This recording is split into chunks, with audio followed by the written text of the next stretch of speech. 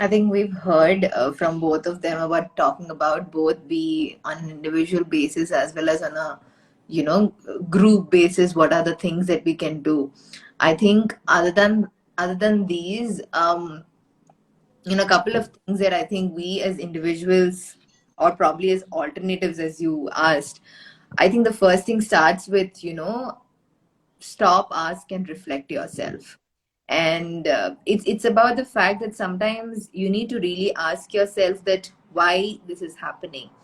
And people tend to really find it weird when I say that, you need to really ask yourself, or they ask me, why should I reflect on myself? That is a little difficult to do.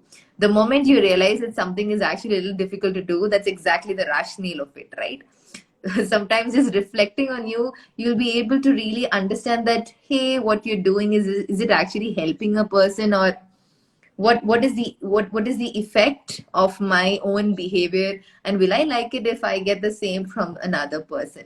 So I think it's a two-way thing to actually reflect, because that will definitely help.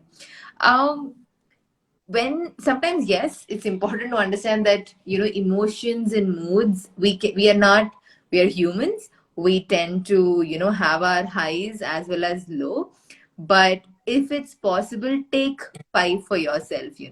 If you're feeling that anger, or you're sometimes feeling that, that anxiety is really increasing, take that 5 minutes of your schedule and try calming yourself.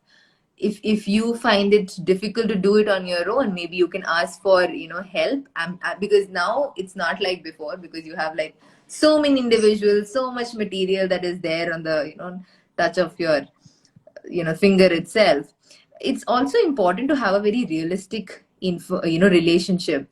When I say realistic relationship, unfortunately, in the generation that we are living in, somewhere that realistic bond is something that, it's really missing out. So you want to really talk to someone, or say speak to someone, but you don't really have that, because we are always on the phone, or sometimes we don't have the time to even talk to our parents, because you're too much into your own works at times. So if possible, have it's important to have a realistic relationship. When I say, I'm not saying have 10 tons and tons of friends. It can be even like, 2 to 5 people sometimes, with whom you can listen as well as share.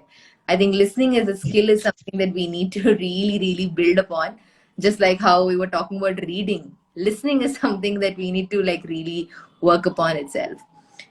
Also, another thing is, if you think that there is a pattern that you have built in that's really not helping you, then I think we should try to break that pattern as well. It may not be something as simple as how I said, but it is a slow and graded effort altogether that you put in. But you need to make that effort of breaking the pattern when you know that it is not really helping you, but it is actually causing more harm to you itself. If you feel that sometimes you can't really talk, maintaining a diary is something, maintaining a journal or just a diary is another thing. Or just like, taping or speaking to yourself, like separately doing that is something that will help as well. It really helps in speaking about the concerns, and how I would actually come out of it, because it's more like self venting that you do.